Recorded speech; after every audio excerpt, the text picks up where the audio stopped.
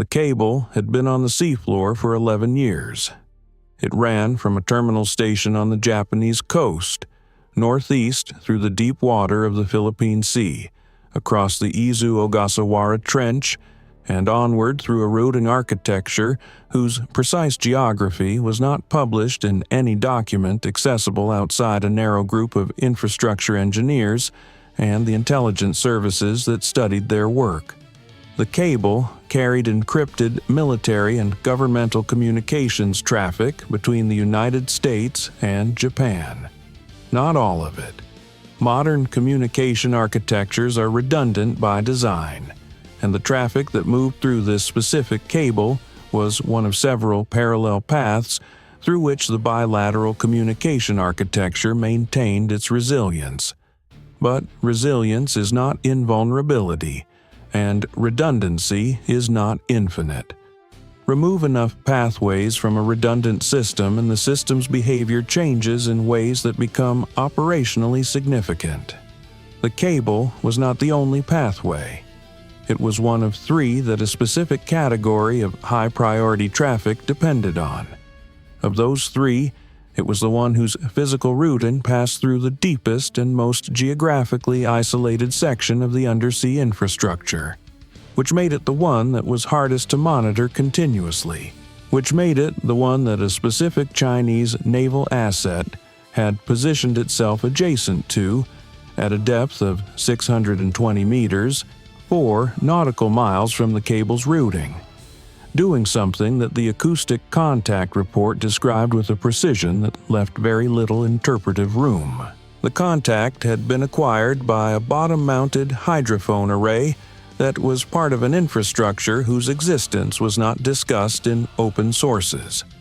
The array had been in place for 9 years, maintained and updated through a program whose budget allocations were distributed across line items and documents that described the funding as serving purposes unrelated to acoustic monitoring of deep-water transit corridors.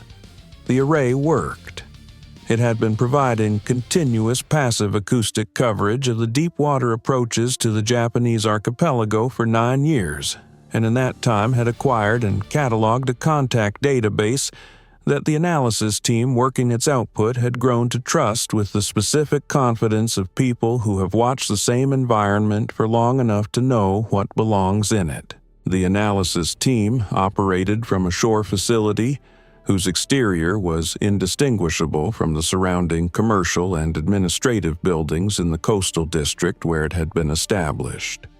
Inside, the watch floor maintained continuous coverage of the array's data stream across a 24-hour rotation staffed by analysts who had been selected for the assignment, based on a combination of technical qualification and acoustic analysis aptitude that the selection process evaluated with unusual rigor. The work they did was patient and precise in ways that most operational intelligence work was not. It required holding an acoustic environment in memory well enough to recognize departures from it, which required the kind of sustained environmental familiarity that only long-term exposure to the same data stream produces. The duty analyst who flagged the contact at 7:47 p.m. had been working this specific array coverage area for 3 years. She recognized that something had changed before the processing algorithm's automated detection threshold flagged it. She had been right. What did not belong in the array's contact picture, as of 3 days ago, was the acoustic signature that had been flagged at 7:47 p.m., and that the duty analyst had confirmed, after 40 minutes of careful examination, as consistent with the Type 093 nuclear attack submarine of the People's Liberation Army Navy, running at very low power, maintaining a position rather than transiting, in water whose depth placed it below the thermocline layer that would have masked its acoustic signature from the array if it had been operating at the depth that submarines of its class typically preferred. It was not at its preferred depth. It was shallower than it should have been, given the thermal structure of the water column in this part of the Philippine Sea in this season. shallower by a margin that the analysis team had considered carefully before committing to the assessment that the positioning was deliberate. A submarine operating shallower than its preferred depth in a specific location for a period longer than 24 hours was not doing so by accident. It was doing so because the depth at which it was operating gave it access to something that its preferred depth did not. The analysis team had pulled the cable routing data from the infrastructure database and overlaid it against the contact's maintained position. The overlay had produced a picture that the team's senior analyst had described in the contact report she transmitted at 9:23 p.m. as unambiguous. The submarine was positioned within the minimum standoff distance consistent with the deployment of a remotely operated underwater system capable of physically interfacing with the cable infrastructure. Not necessarily doing it. Positioned to do it. The distinction had a window attached to it. The window was measured in days, not weeks. The contact report had moved through the relevant command architecture with a speed that reflected the specific character of its subject matter. Undersea cable infrastructure was not a weapon system. It was not a military asset in the conventional sense. But its operational significance, in the context of the bilateral communication architecture it supported, was such that the relevant commands had long since developed contingency frameworks for exactly this category of threat. The framework that applied to this contact had been reviewed and updated 8 months earlier, and the review had produced a set of response options that were arrayed against a set of threshold conditions. The contact report described a condition that met the threshold for the second response tier. The second response tier called for the deployment of an undersea interdiction asset to a position that would establish an engagement envelope around the threatening contact while maintaining the surveillance architecture necessary to confirm the contact's behavior before any action was taken. Confirmation before action. The framework was explicit about this. Confirmation required observation. Observation required proximity. Proximity required an asset capable of achieving it without being detected by the contact it was observing. The USS Connecticut had been on patrol in the Western Pacific for 22 days when the tasking arrived. Her commanding officer read the contact report and the tasking directive in his cabin with the particular focused attention that documents of this classification level receive from people who understand what their classification level means. He read the contact report twice. He read the directive once. He spent 11 minutes with his navigation plot before he called his executive officer. The approach geometry was demanding. The contact was positioned in a way that placed its most likely passive sensor coverage arcs between the Connecticut's current position and the optimal interdiction geometry. Getting to the right position without being detected by the contact required a routing that the Connecticut's navigator spent 40 minutes computing before he presented it to the commanding officer as the best available option. Best available was not the same as comfortable. The route required a sustained transit at speeds low enough to suppress the Connecticut's own acoustic signature below the ambient noise floor of the deep water channel, for a distance that made the time and calculation tight against the assessment's estimated window. Tight was not impossible. Tight was what the geometry had produced and what the crew was going to work with. The Connecticut began her approach at 11 p.m. She ran at the speed that the acoustic calculation required, which was slow enough that the transit to the interdiction geometry would take the better part of 14 hours. 14 hours of sustained low-power running in a deep water environment where the thermocline that would normally mask the Connecticut's own signature from the contact below it was thinner than the seasonal model had predicted. A variable that the navigator had flagged at 2 a.m., and that had added a further reduction in the Connecticut's transit speed for a 3-hour window, while the acoustic calculation was recomputed against the actual thermal conditions rather than the modeled ones. The recomputed speed was lower. The timeline was still achievable. Every person in the control room understood that the margin had just become tighter, and that understanding was present in the particular quality of focused quiet that the crew maintained through the remaining approach hours. The Chinese submarine's crew were not amateurs. Type 093 boats were crewed by personnel who represented the senior tier of the planned submarine force, selected and trained with the seriousness that a military modernization program allocates to its most strategically significant assets. The Connecticut's crew understood this and operated accordingly. Every decision about speed, depth, and noise discipline during the approach had been made with the understanding that the crew on the other end of the acoustic picture was professional, alert, and operating with sensors that reflected years of sustained investment. The Connecticut's acoustic advantage was real. It was not unlimited. The approach had to be executed within the margins that the advantage provided, and those margins had been calculated with the precision that the situation required. At 9:14 a.m., the Connecticut reached the first waypoint of the interdiction geometry. The contact was still on station. Its acoustic signature, tracked continuously since the initial acquisition, had not changed in character in ways that suggested it had detected the Connecticut's approach. The sonar supervisor had been monitoring both the contact and his own ship's signature throughout the approach with the divided attention that this kind of work demands, and his assessment at 9:14 a.m. was that the approach had been acoustically clean. The contact was unaware. The Connecticut had the geometry. What she did not yet have was the behavioral confirmation that the framework required before the response options escalated beyond surveillance. The confirmation arrived at 1:37 p.m. The bottom-mounted array, still monitoring the contact's position, detected a new acoustic element. Small, low power, distinct from the submarine's own signature. A secondary contact, separated from the primary by approximately 40 meters, moving slowly on a bearing consistent with the cable's routing.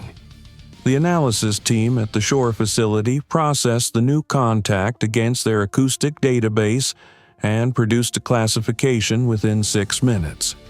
The secondary contact was consistent with an unmanned underwater vehicle of the type associated with planned undersea infrastructure reconnaissance operations. It had been deployed from the submarine and was moving toward the cable. Not at the cable yet. Moving toward it.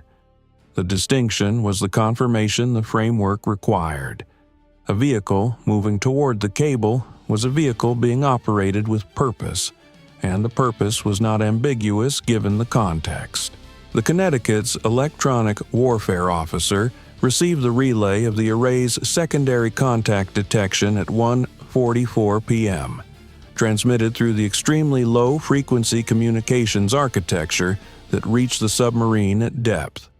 The commanding officer called his key personnel to the control room at 1:46 p.m. He reviewed the contact picture, the behavioral confirmation, and the response options the framework had prepared for this threshold.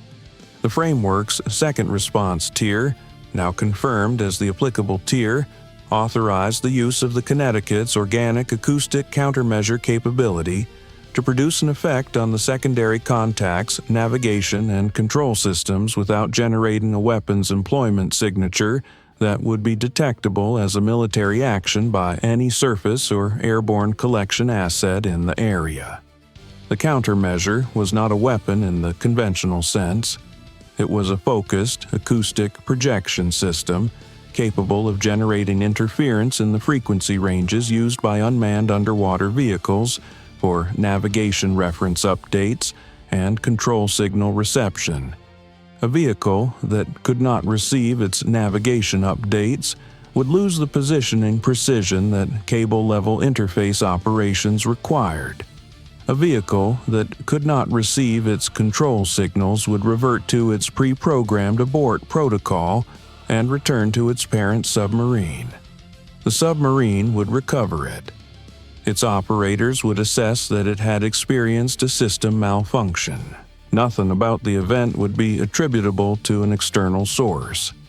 The acoustic projection system operated at frequencies and power levels whose signature was indistinguishable in the ambient noise environment of the deep water channel from geological microseismic activity of the kind that the Philippine Sea seafloor produced continuously. The commanding officer authorized employment at 1:52 p.m. The acoustic projection system operated for 90 seconds. The secondary contact's movement pattern changed immediately. The vehicle had been on a steady, precise approach bearing. The moment the interference reached it, the bearing wavered. Then it stabilized on a new heading, the return heading. The heading back to the submarine. The sonar supervisor tracked it all the way back to the primary contact's position, where it was recovered at 2:11 p.m. The primary contact remained stationary for 22 minutes after the recovery. 22 minutes during which presumably the submarine's crew was assessing what had happened to the vehicle. The assessment they reached was not available to the Connecticut, but the behavior that followed it was. At 2:33 p.m., the primary contact's acoustic signature changed in the specific way that a submarine signature changes when its propulsion plant is brought from station-keeping power to transit power. The contact was leaving. Its course, tracked by the bottom array and reported to the Connecticut in real time, pointed northwest, back towards the deep water corridors that led to the planned specific operating areas. Away from the cable, away from the position it had maintained for 4 days. The Connecticut tracked the departing contact for 6 hours, maintaining the surveillance geometry that confirmed the contact was not reversing course or repositioning for a second approach. The bottom-mounted array tracked it simultaneously, its coverage extending far enough into the northwest transit corridor to maintain reliable contact resolution, past the range at which the Connecticut's own passive sensors lost reliable confidence. The two tracking architectures, one fixed and one mobile, provided a cross-referenced picture of the contact's departure that the analysis team at the shore facility was able to characterize with a confidence level that removed any ambiguity about the contact's intentions. It was leaving. It was not going to a secondary position. It was going home. At 8:47 p.m., the contact passed the range threshold beyond which its acoustic signature degraded below reliable tracking confidence.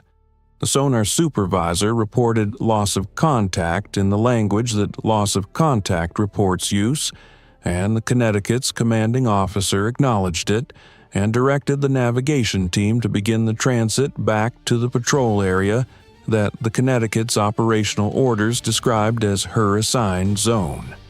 The return transit was logged at the speed appropriate to the distance and the timeline.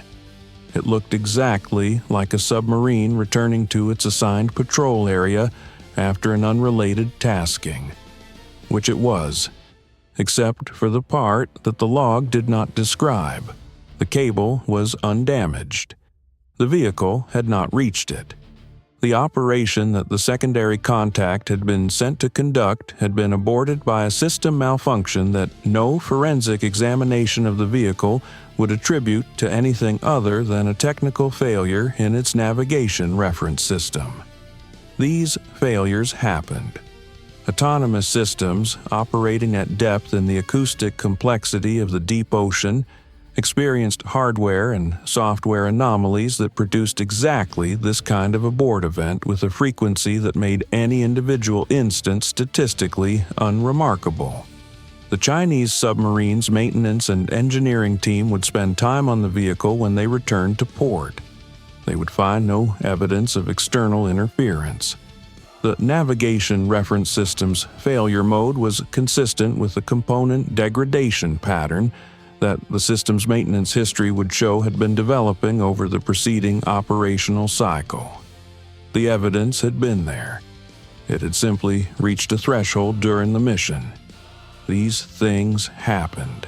The strategic significance of the outcome was not visible in the event itself. A planned submarine had attempted an operation and had experienced a technical failure that caused an abort. This kind of event happened to every naval force that operated complex systems in demanding environments. What was not visible in the event, and what would never become visible through any forensic process the plan's technical community could apply to the vehicle, was that the event had happened because someone had made it happen. The infrastructure that depended on the cable continued to function. The bilateral communication architecture between two allies continued to operate at the capacity and resilience it had been designed to provide. The gap in that architecture, the gap that would have been produced if the vehicle had reached the cable and done what it had been sent to do, did not materialize. It had been closed before it opened, by an action so clean and so deniable that the people who had initiated the action left the only record of it in a document that would never be accessible to anyone who needed to know if the action had occurred. The bottom-mounted array continued its surveillance. The contact database it maintained was updated with the full acoustic profile of the secondary contact vehicle, adding one more entry to a catalog that represented the most comprehensive acoustic library of plan undersea vehicle signatures in any system accessible to the relevant analytical community. The next time a vehicle of that type appeared in the array's coverage area, the classification time would be shorter. The confidence would be higher. The response would be faster. Every operation of this kind, regardless of its immediate outcome, contributed to a picture that made the next operation more precise. The picture grew. The response refined. The cable kept carrying its traffic, unaware of what had been done to protect it, as infrastructure always is. The cable continued to carry its traffic. The communication architecture that depended on it continued to function. The bilateral infrastructure between the United States and Japan continued to operate at the capacity and resilience it had been designed to provide. 3 days later, a Japanese Coast Guard vessel conducted a routine inspection of the cable terminal station on the Japanese coast and found everything in order. The inspection report noted no anomalies. The cable was running normally. Nothing in the inspection report referenced the 4 days of elevated activity in the deep water channel 4 nautical miles from the cable's routing, because the inspection report was a routine document, and routine documents do not contain information whose classification level the routine document system is not designed to carry. The Connecticut filed her patrol report at the conclusion of her transit back to the assigned zone. The patrol report reflected 22 days of routine operations. The acoustic contact and its resolution were documented in a separate product that traveled through a different channel to a different set of recipients. The bottom-mounted array continued its surveillance of the deep water channel. The contact database it maintained was updated with the full acoustic profile of the secondary contact vehicle, adding one more entry to a catalog that had been growing for 9 years and that represented the most comprehensive acoustic library of plan undersea vehicle signatures in any system accessible to the relevant analytical community. The next time a vehicle of that type appeared in the array's coverage area, the classification time would be shorter. The confidence would be higher. The response would be faster. 620 meters of depth, 4 nautical miles of standoff, 14 hours of acoustic approach, 90 seconds of focused interference, 0 cable damage. 0 attributable action. The infrastructure that connects two allies across the deep water of the Pacific remained intact and operational, protected by an asset that was never supposed to be there and will never appear in any document that acknowledges it was. What holds the line between two nations is not always visible on the surface.